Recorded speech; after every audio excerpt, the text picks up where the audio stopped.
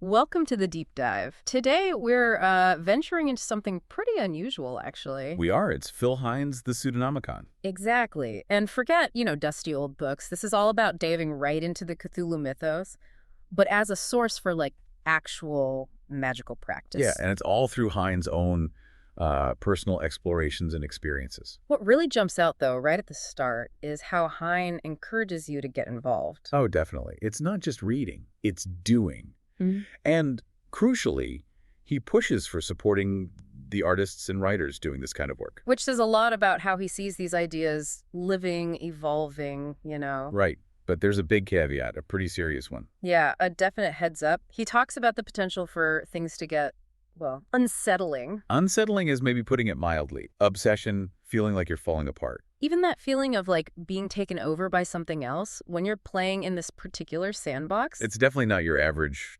self-help kind of thing. Not at all. And Hines' take on this is quite radical, isn't it? It really is. Yeah. He basically suggests that when you get to the point of contemplating ultimate chaos, like the throne of Azathoth, Uh-huh.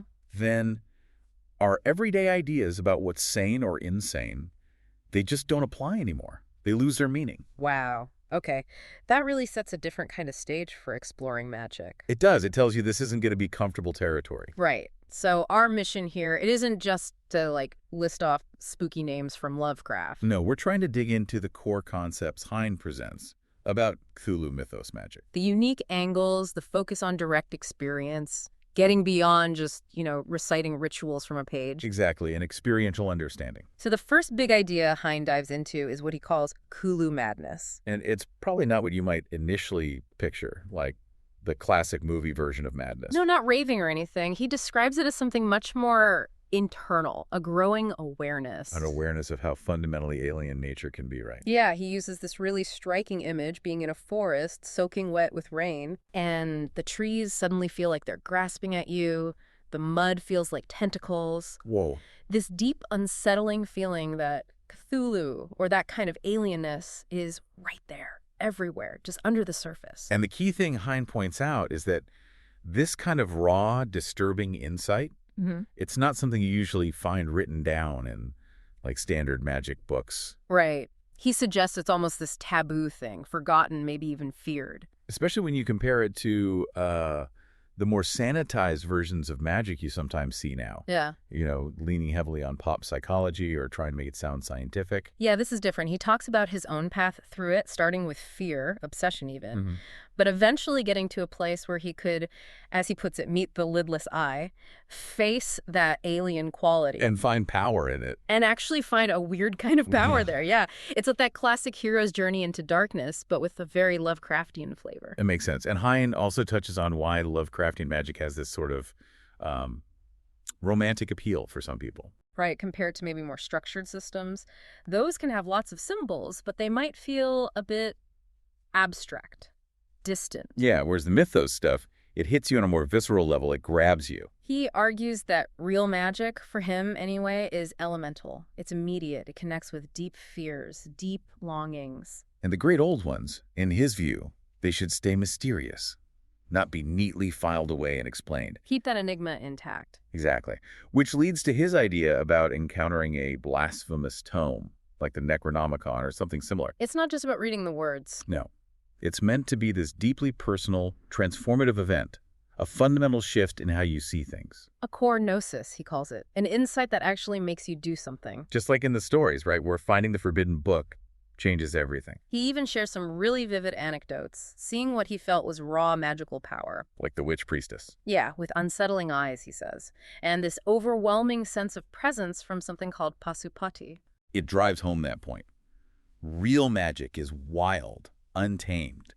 And the great ones are always nearby, especially in nature. And this brings him to a really important distinction. Between different kinds of magicians? Sort of. Between the magician who tries to command the great old ones, summon them like errand boys, Right. versus someone who feels a real kinship, a connection born from actually experiencing that Cthulhu madness he described. It's about resonance, not just going through the motions of a ritual. Precisely. So after setting that foundation with Cthulhu madness, the deep dive moves into the reasons why someone might work with the mythos. He calls this invocations of otherness. The first reason is the appeal of uncharted territory. Yeah, the idea of creating your own system, based purely on your experiences. It doesn't matter if it fits neatly with other traditions or if you can even explain it easily to someone else. Yeah. Does it work for you?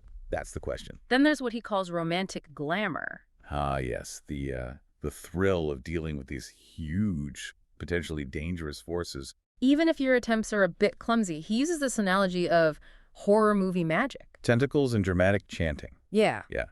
He admits it can be a starting point, that initial fascination. But he also cautions against stopping there, right? It can be a limiting view. Definitely. He even makes a sort of dry comment about people thinking Cthulhu magic is somehow harder than other types. Next reason, the outsider stance. This is a common theme in occult circles, isn't it? Feeling outside the mainstream. Yeah, the occult can attract people who feel marginalized. It offers a sense of belonging, maybe even feeling special or superior. But Hein adds a critical layer here. He suggests, maybe a bit cynically, that sometimes this outsider identity can mask other issues. Like maybe a lack of basic social skills, he implies. He even reflects that some of his own early motivations were like that. Something you might grow out of, perhaps. Possibly. Which leads nicely into antinomianism. Which is a big concept in chaos magic. Challenging norms. Exactly. Hein sees the mythos as really supporting this idea, deliberately breaking rules and pushing boundaries to spur magical growth. The aim being genuine liberation, not just, looking rebellious, becoming truly alien, as he puts it, but in a way that lets you blend in when needed. And here's a really interesting twist he adds. What's that? The great old ones just don't care about us at all. They're total indifference. And that's useful. Paradoxically, yes. He suggests it can give you a completely fresh perspective on your own desires, your own motivations.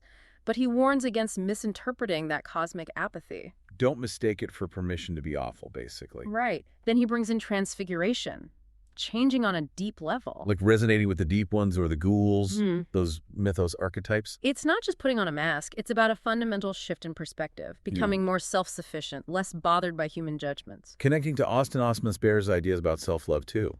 Finding power within that transformed state. The next invocation, becoming the beast. The 3 stages. Fear it, feel it, feed it. Yeah, this is about facing and integrating those primal, maybe darker parts of ourselves that we usually suppress. Atavistic stuff. And again, Hein hammers home that you shouldn't try to cram the great old ones into existing magical boxes. Their power is because they're unbound, right? Exactly. And entering their world changes you, the magician.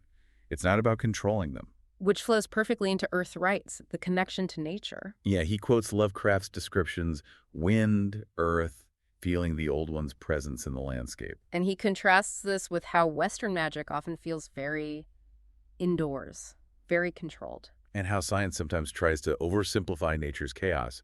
He even brings in Mandelbrot and fractals. The core idea is deconditioning our perception, learning to experience the world more directly, sensuously. A widening of awareness, he calls it, rather than just focusing your attention narrowly. He makes this great point about how spending time in nature can actually change how you perceive the city when you go back. You bring that perception of the old ones back with you. Interesting. Okay, last one under invocations of otherness is transmutations. This is about how aligning with the Cthulhu current integrates its elements into your life wave, your being. Connecting primal consciousness with future possibilities, stellar magics even. He mentions people like Dion Fortune, Kenneth Grant, Peter Carroll here. So linking the deep past with the far future through this mythos engagement. Right. Okay, shifting gears slightly, let's look at the mythos and magic, the theory and application side. Hein makes it clear he's not impressed with books that just, stick mythos names onto existing Golden Dawn rituals. No, he prefers approaches that feel more like shamanism or witchcraft or voodoo, more ecstatic, experiential. Definitely. He draws this really useful distinction between theory of action and theory in use. Theory of action being the formal concepts, what you might read in a book. And theory in use being the personal guidelines, the stuff you figure out through actually doing it. Often intuitive. Right. And he says those theories in use, they're mostly subconscious, and they are the real basis of skill, of adeptship. Which is why he stresses that mythos work is so deeply personal. He deliberately avoids giving you fixed rituals. Because your theory in use will be unique to you. Makes sense. Okay, now a really fundamental topic in a lot of magic, on banishing. The classic LBRP and all that. Exactly. Hein acknowledges the traditional role, creating a safe space, clearing unwanted influences, Golden Dawn But origins, then he brings in the mythos angle, like the Simon Necronomicon warning that you can't just banish these kinds of entities. and critiques from other occultists questioning its effectiveness against Feluoid stuff. So, can they be banished or not? Well, Hein cleverly sidesteps that a bit. He asks, is the concept of banishing even the most useful way to think about it here?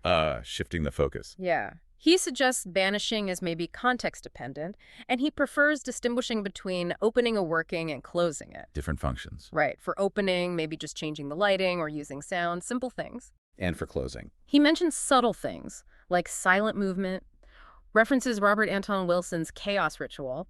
This leads him to another interesting point. Events versus rituals. Meaning? That sometimes magical experiences aren't neat, structured rituals. They're more like events. Fluid, less defined edges. Where the uncanny just kind of intrudes. Exactly. And an event might spark a ritual, or a ritual might lead to an event. It's messy. So the long-term context, understanding what's going on around the specific working, is really crucial. More so than just following steps A, B, C. Absolutely. He also mentions orchestrating events, how our own feelings and senses shape the whole thing. Related to closing things off is the idea of achieving closure. Which, as he points out, is often harder than starting something. Right. Just doing a banishing doesn't mean the effects are gone. He talks about immediate closure, winding down the ritual itself, blowing out candles, whatever. But also long-term closure, the deeper integration of what happened. Like how a really good movie or a play stays with you afterwards. You keep thinking about it, making connections. Exactly that analogy. It's about letting the experience settle and integrate properly. He also brings up the magical apocrypha stories people tell. Yeah, tales of interpersonal drama blowing up after Mythos workings, supposedly because someone didn't banish properly. And his take is, take responsibility. Don't just blame Cthulhu for your own bad behavior or unresolved issues. Fair point. Seems obvious, but maybe not always followed. Okay, let's move into exploring altered states more directly. He discusses liminal gnosis. That in-between state.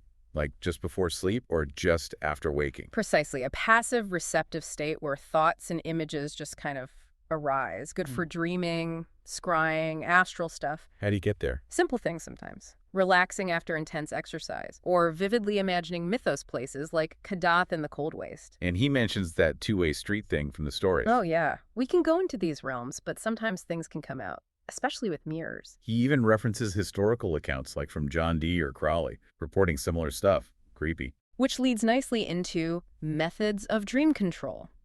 Practical techniques. Like what? Using sigils before sleep, graphic ones, or mantras. Reading mythos stories right before bed to seed the dreams. Keeping a dream diary, obviously. Definitely. Also using scents linked to certain states. And consciously trying to re-enter a dream if you wake up from it. Interesting. So actively working with the dream state? Then there's emotional engineering. Which sounds a bit clinical, but it's about dealing with the fear and paranoia that often come up in this work. Right. Hein suggests these feelings are actually a sign you're engaging properly with this stuff. So fear isn't necessarily bad. Not inherently. He says if you strip away the story you tell yourself about the fear, the raw feeling itself is just excitatory energy. Gnosis. And paranoia becomes heightened awareness. Potentially, yeah. He mentions a technique, maybe from Crowley's Liber E, for experiencing emotions just as physical sensations without the mental overlay. Detaching the feeling from the judgment. Next up, shape-shifting, a big theme in the mythos.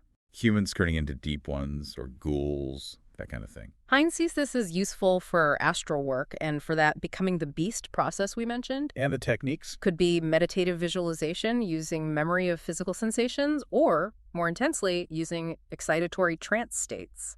Though he adds a note of caution about doing the intense stuff, especially alone or in groups without experience. Good advice. Then, glossolalia, speaking in tongues, essentially. Like the weird names and power words in Lovecraft's stories. Yeah. Hein suggests using non-language sounds yourself can be a path to gnosis. Potentially leading to possession states? Being ridden by nameless masks, he calls it. It sounds like it. Yeah. He also talks about creating your own power words through intention and just letting sounds burst out. Vibrating primal mantras to connect with the old ones. Evoking that gnosis through sound. Now, sorcery. Using magic for direct results in the world. Hein says this is less central in mythos work. Generally, yeah, because the old ones aren't really interested in helping you get a new car or whatever. Right, the cosmic indifference thing again. But creating things like fetishes, totems, magical tools, that's still useful as physical anchors for identifying with these energies. And he mentioned some occasional sorceress applications. A couple, like using Arlaya as a kind of psychic broadcasting station for sigils, or that time he apparently experienced possession by Sotholgwa during a healing rite.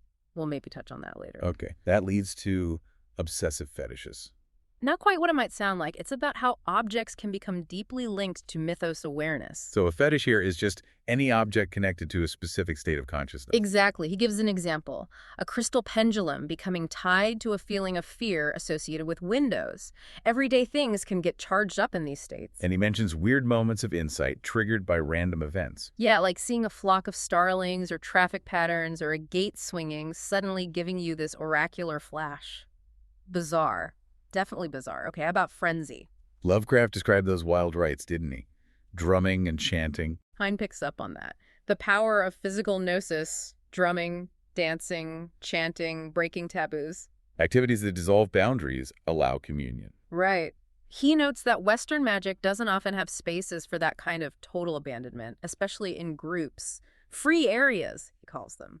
He mentions experiments his group did. Yeah, combining whirling, strobes, sound effects, masks, trying to create unpredictable ritual flows. Even hints at using chemiognosis mood-altering substances. Pushing boundaries there. For sure. And speaking of pushing boundaries, sexual magic. Kenneth Grant wrote a lot about this in relation to the mythos. Hine acknowledges that, using sexual arousal to get into altered states for astral work or dreaming. Charging fetishes, breaking sexual taboos. All that. He does express some caution about just trying to orchestrate big orgies, though. But he mentions another technique. Yeah, combining slow, sustained arousal with restraint, holding back, to achieve that liminal gnosis state for astral travel or getting information. Requires experience and trust, he notes. Definitely. Okay, now let's talk about the great old ones themselves, as a collective concept first. The big background idea. Yeah, this mythic theme of these massive ancient forces that civilization forgot or pushed aside. But they're still there,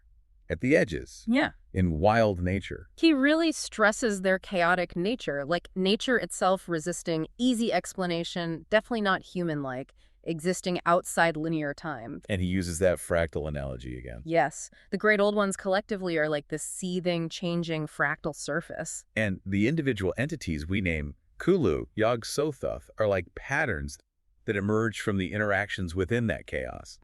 He connects this to how ancient Greeks sensed powerful presences in wild places, Pan, for instance. And we feel them within ourselves, too, through altered states. Right. So let's look at some specific entities through Hine's lens. First, Yog-Sothoth. Yog-Sothoth knows the gate, the famous line from Dunwich Horror. Exactly. Linked to wild places, stone circles, weird phenomena. Hine says he used to think of it as a kind of guide entity. Related to Earthlight's phenomena, strange sounds, time weirdness, smells, visions. But his view evolved. He came to see Yog-Sothoth as the outer edge of the whole Great Old One's experience, the mathematical structure underlying the fractal chaos. And how does it connect to that becoming the beast process? Ah, good question.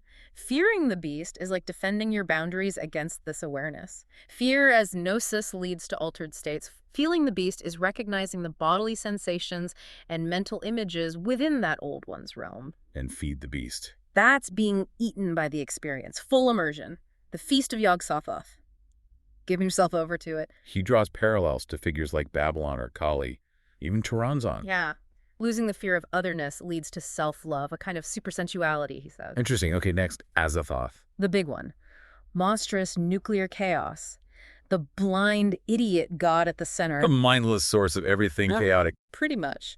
Hine mentions this idea of an outer skin made of mad souls, gathering obsessive thoughts, which suggests maybe a kind of function, like replication or rearrangement within the chaos. In the fractal picture, Azathoth is what churns it all up. That's a good way to put it. He also sees it as the whirling void you might experience during ego death, referencing Crowley's vision and the voice.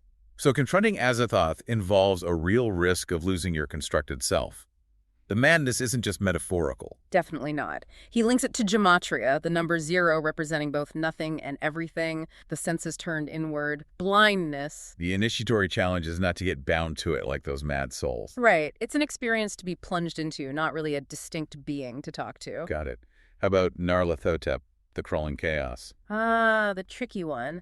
Seems more interested in humans than the others. Identified with the black man of the witches' Sabbat, Choronzon, even Crowley's Awas. Messenger of the old ones. Messenger, soul, initiator into dark stuff, bringer of madness, agent.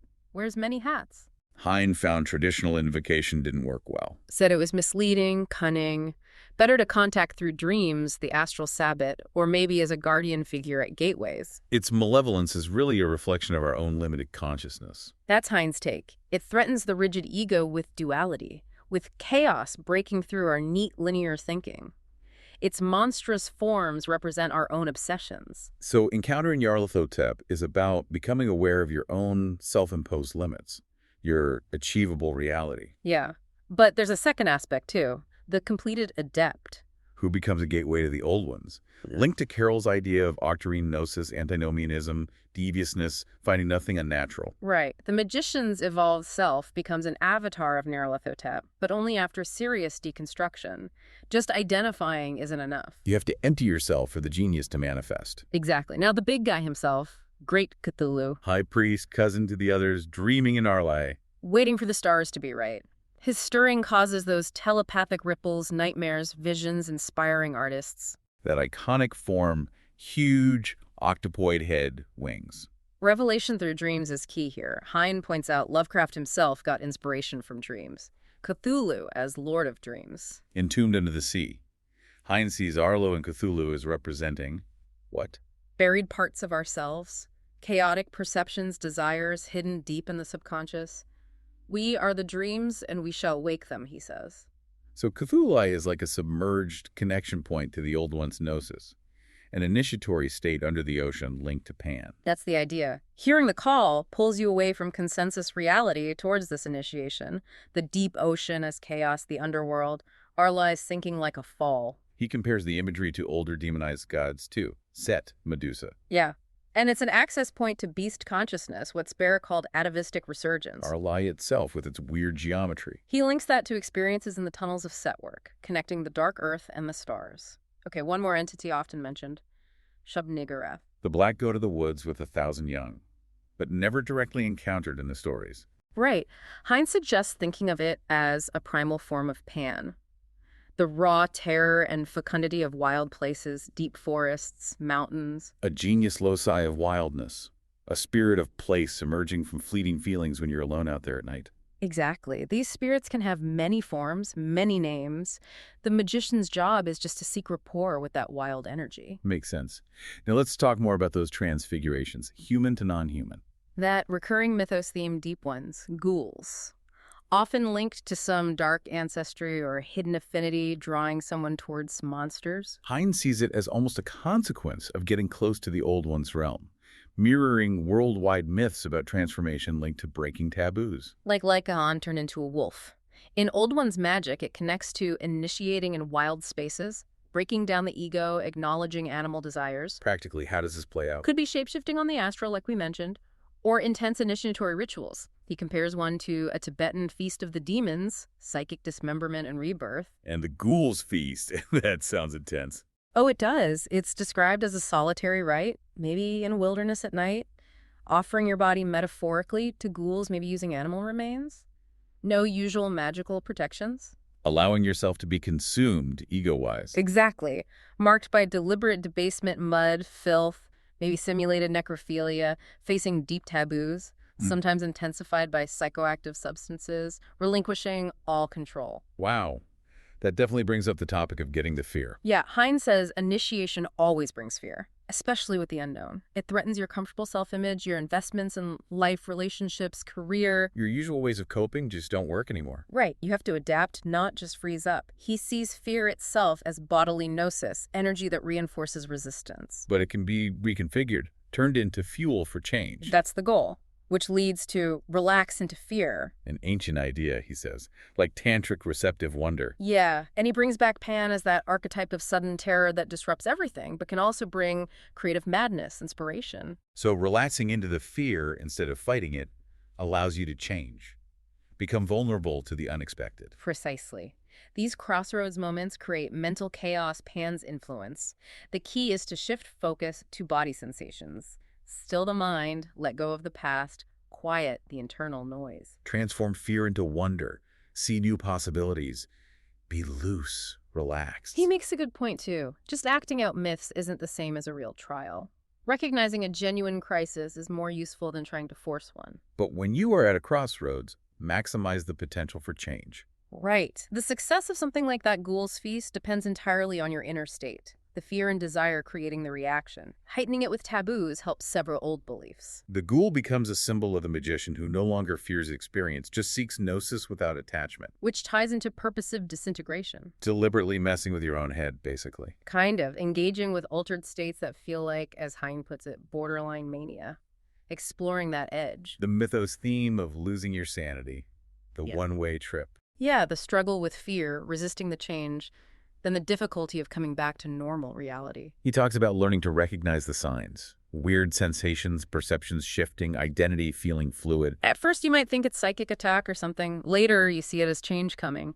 Odd connections appear everywhere. Things feel charged with power. Anxiety is just fear of losing control, so you have to let go.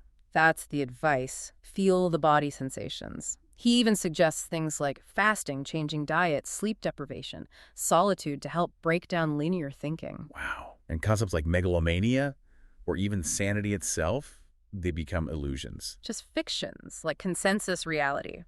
He says it's hard to explain madness when you come back, but the memory stays. The bright self shatters, replaced by many masks.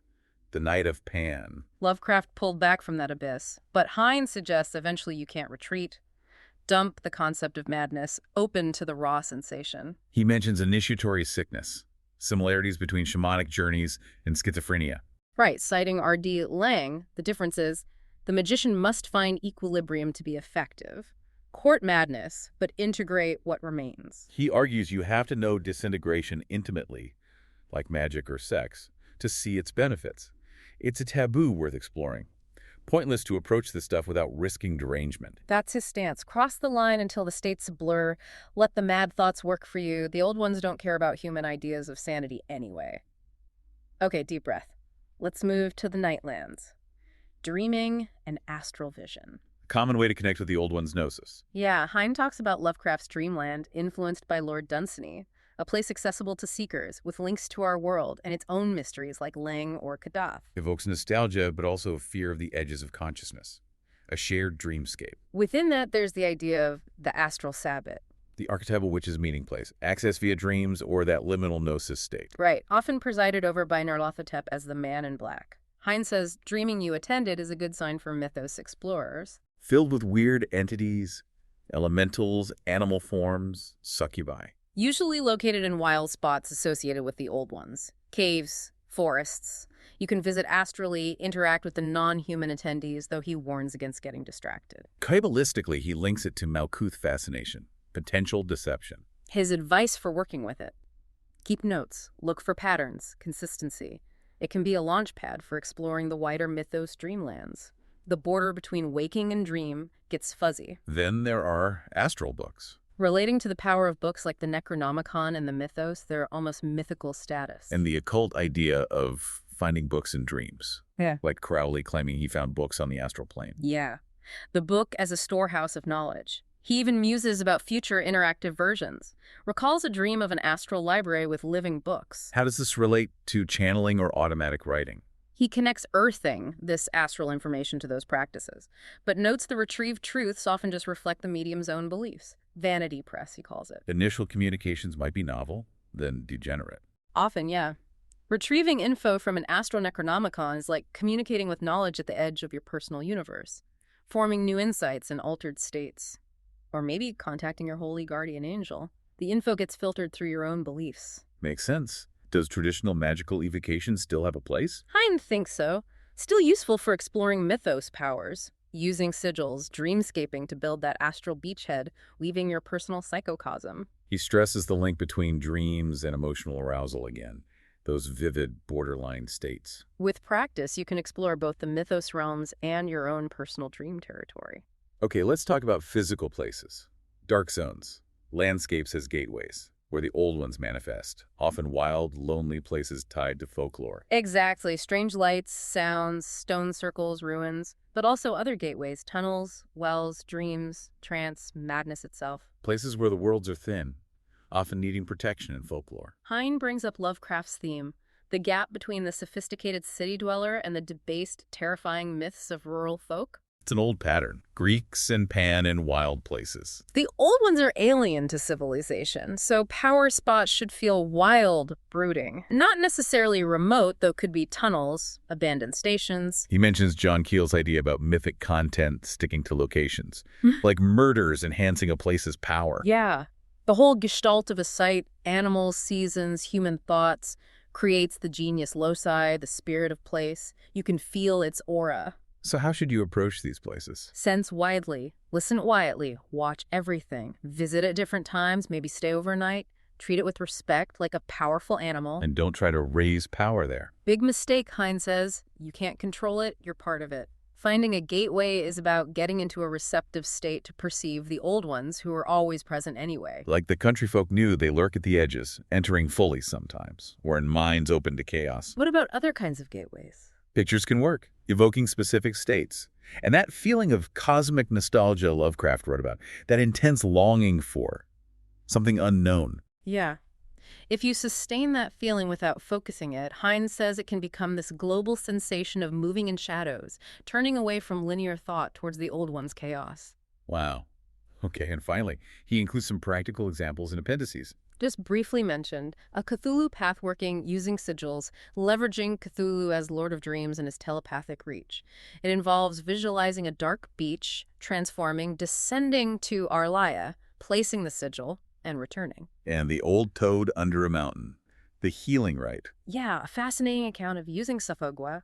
A friend felt like a toad was lodged in their neck.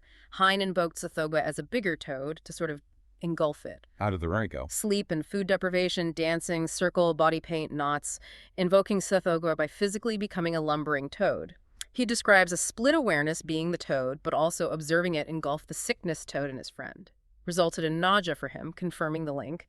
He notes visual signs of possession using drama techniques for invocation, a rare example of direct healing in this context. Ends with a Nietzsche quote. Intense stuff. Definitely. So wrapping up this deep dive into the Pseudonomicon, what are the big takeaways? Well, what really hits home is how intensely personal, experience-driven Hine's approach to Cthulhu mythos magic is. Yeah, it's not armchair theorizing. We talked about embracing that Cthulhu madness as a kind of gnosis, a path to insight. The huge importance he places on connecting with nature, with wildness, and also those liminal in-between states of consciousness. And his unique takes on standard magical ideas like banishing or invocation, turning them on their head sometimes. Absolutely. And underpinning it all is that call to action, isn't it? Yeah, explore it yourself. Do the work. And Right. support the artists and writers who are still creating in this space. Keep the mythos alive and kicking. It's a powerful message. So here's the final thought for you, the listener. We've journeyed through these inner and outer dark zones, talked about radical transfiguration. Considering all that, what personal thresholds, what boundaries within yourself or your understanding of reality might you now feel drawn to explore in your own search for, a deeper understanding? Definitely something to chew on.